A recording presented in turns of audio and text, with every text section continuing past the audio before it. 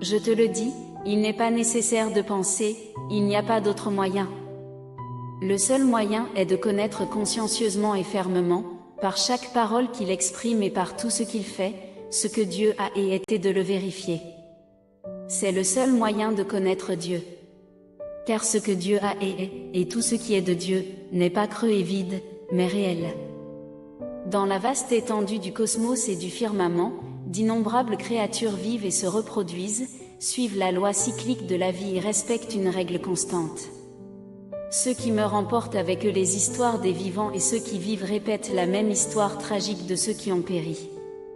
Et donc, l'humanité ne peut s'empêcher de se demander, pourquoi vivons-nous? Et pourquoi devons-nous mourir? Qui commande ce monde? Et qui a créé cette humanité? L'homme a-t-il vraiment été créé par Dame Nature?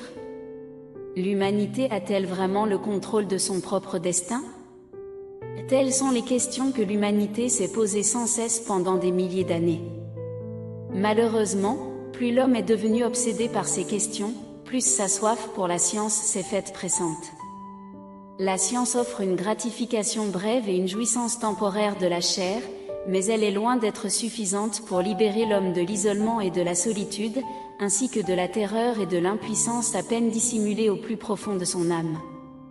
L'humanité utilise simplement les connaissances scientifiques qu'il peut voir à l'œil nu et comprendre avec son cerveau pour anesthésier son cœur. Pourtant, ces connaissances scientifiques ne sont pas suffisantes pour empêcher les hommes d'explorer les mystères. L'humanité ne sait tout simplement pas qui est le souverain de l'univers et de toutes choses, et encore moins quels sont le commencement et l'avenir de l'humanité. Forcément, l'humanité vit seulement dans le cadre de cette loi. Nul ne peut y échapper, et nul ne peut le changer, car parmi toutes choses et dans les cieux, un seul, d'éternité en éternité, détient la souveraineté sur tout.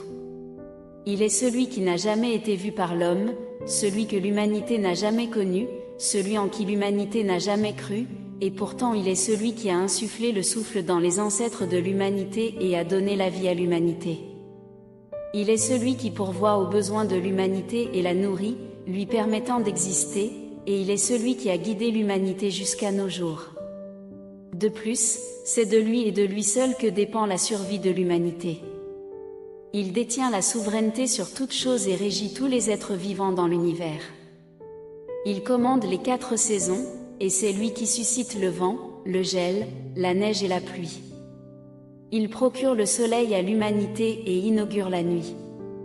C'est lui qui a étendu les cieux et la terre, mettant à la disposition de l'homme les montagnes, les lacs et les rivières et tous les êtres vivants qui s'y trouvent.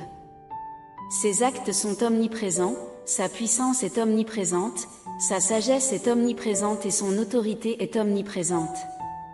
Chacune de ses lois et de ses règles est l'incarnation de ses actes, et chacune d'elles révèle sa sagesse et son autorité. Qui peut se dispenser de sa souveraineté? Et qui peut se décharger de ses desseins? Toutes choses existent sous son regard, de plus, toutes choses vivent sous sa souveraineté. Ses actes et sa puissance font que l'humanité n'a pas d'autre choix que de reconnaître le fait qu'il existe réellement et qu'il détient la souveraineté sur toutes choses. Rien en dehors de lui ne peut commander l'univers, encore moins pourvoir sans cesse aux besoins de cette humanité. Que tu sois capable de reconnaître les actes de Dieu ou non, et que tu crois en l'existence de Dieu ou non, il ne fait aucun doute que ton destin est déterminé par Dieu et il ne fait aucun doute que Dieu aura toujours la souveraineté sur toutes choses. Son existence et son autorité ne sont pas fondées sur le fait que l'homme puisse ou non les reconnaître ou les comprendre. Lui seul connaît le passé, le présent et l'avenir de l'homme, et lui seul peut déterminer le sort de l'humanité. Que tu sois capable ou non d'accepter ce fait, il n'en demeure pas moins que, très bientôt, l'humanité sera témoin de tout cela de ses propres yeux, et c'est ce fait que Dieu va bientôt mettre en œuvre. L'homme vit et meurt sous les yeux de Dieu. L'homme vit pour la gestion de Dieu, quand ses yeux se ferment pour la dernière fois, c'est aussi pour cette même gestion qu'il se ferme. Continuellement, l'homme va et vient, d'un côté à l'autre. Tout cela, sans exception, fait partie de la souveraineté et des desseins de Dieu. La gestion de Dieu n'a jamais cessé, elle progresse continuellement. Il fera en sorte que l'humanité prenne conscience de son existence, qu'elle ait confiance en sa souveraineté, qu'elle voie ses actes et qu'elle retourne à son royaume. C'est son plan et c'est l'œuvre qu'il accomplit depuis des milliers d'années. Cliquez sur la photo de mon profil, et dans ma bio, vous trouverez un groupe d'études bibliques gratuites, où nous étudions la parole du Seigneur tous les soirs pour nous préparer à l'accueil du retour du Seigneur. Dès lors que tu viens au monde en poussant ton premier cri, tu commences à accomplir ton devoir. Pour le plan de Dieu et pour son ordination, tu assumes ton rôle et tu commences ton voyage dans la vie. Quels que soient tes antécédents et quel que soit le voyage qui t'attend, personne ne peut échapper à l'orchestration et aux arrangements que le ciel a préparés, et aucun de nous n'a le contrôle de sa propre destinée, car seul celui qui domine sur toutes les choses est capable d'une telle œuvre. Depuis le jour où l'homme est entré dans l'existence, Dieu a toujours réalisé son œuvre de cette façon, en gérant cet univers et en contrôlant les règles de changement de toutes les choses ainsi que les chemins qu'elles empruntent. Comme toutes les autres choses, l'homme est nourri, discrètement et inconsciemment, par la douceur, la pluie et la rosée de Dieu. Comme toutes les autres choses, l'homme vit consciemment sous l'orchestration de la main de Dieu. Le cœur et l'esprit de l'homme sont tenus dans la main de Dieu, et toute sa vie est contemplée par les yeux de Dieu. Peu importe que tu y crois ou non, toutes les choses, qu'elles soient vivantes ou mortes, évolueront, changeront, se renouvelleront et disparaîtront conformément aux pensées de Dieu. C'est de cette manière que Dieu préside sur toutes les choses.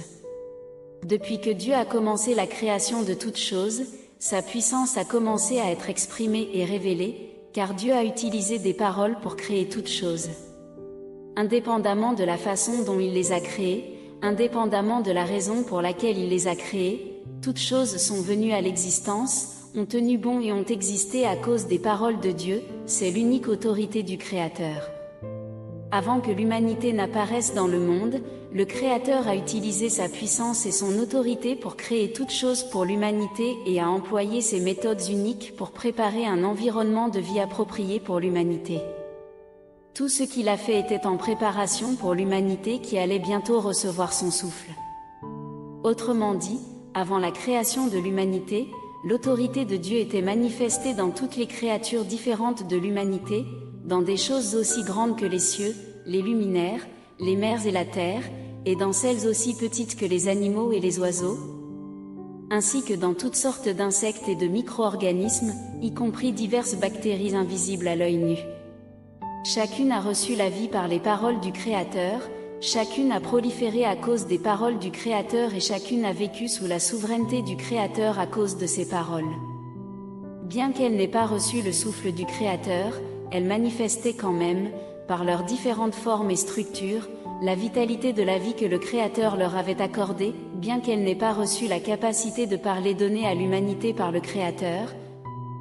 Chacune a reçu une manière d'exprimer sa vie qui lui a été accordée par le Créateur et qui différait du langage de l'homme. L'autorité du Créateur donne non seulement la vitalité de la vie à des objets matériels apparemment statiques afin qu'ils ne disparaissent jamais, mais il donne aussi l'instinct de reproduction et de multiplication à tous les êtres vivants afin qu'ils ne s'éteignent jamais et afin que, génération après génération, ils transmettent les lois et les principes de survie dont le Créateur les a dotés. La manière dont le Créateur exerce son autorité n'adhère pas de manière rigide à un micro ou un macro point de vue et n'est limitée à aucune forme, il est capable de commander les opérations de l'univers et de détenir la souveraineté sur la vie et la mort de toutes choses, et de plus, il est capable de manipuler toutes choses afin qu'elles le servent, il peut gérer tout le fonctionnement des montagnes, des rivières et des lacs, et diriger toutes choses qu'ils contiennent, en plus de cela. Il est capable de fournir ce qui est nécessaire à toute chose. C'est la manifestation de l'autorité unique du Créateur parmi toutes choses en dehors de l'humanité.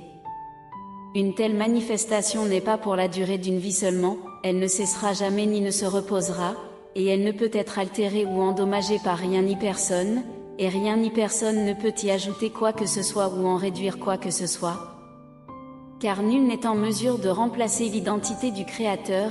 Par conséquent, l'autorité du Créateur ne peut être remplacée par aucun être créé, elle est inaccessible à tout être non créé. Avant que cette humanité ne naisse, le cosmos, toutes les planètes et toutes les étoiles du firmament existaient déjà. Sur le plan macro, ces corps célestes ont eu une orbite régulière, sous le contrôle de Dieu, pendant toute leur existence, peu importe le nombre d'années que cela a duré.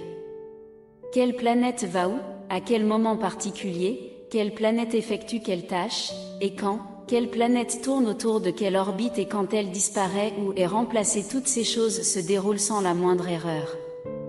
Les positions des planètes et les distances entre elles suivent toutes des schémas stricts qui peuvent tous être décrits par des données précises, les trajectoires qu'elles parcourent, la vitesse et les schémas de leurs orbites, les moments où elles sont en différentes positions.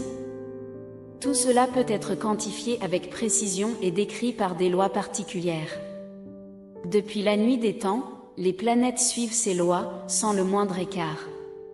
Aucune puissance ne peut modifier ou perturber leurs orbites ou les schémas qu'elles suivent.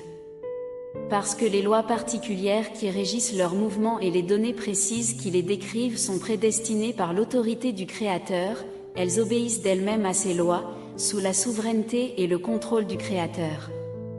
Au niveau macro, il n'est pas difficile à l'homme de découvrir des schémas, des données et des lois ou des phénomènes étranges et inexplicables. Bien que l'humanité ne reconnaisse pas que Dieu existe, qu'elle n'accepte pas non plus le fait que le Créateur ait fait toutes choses et qu'il ait la domination sur toutes choses, et bien qu'elle ne reconnaisse pas non plus l'existence de l'autorité du Créateur, les scientifiques,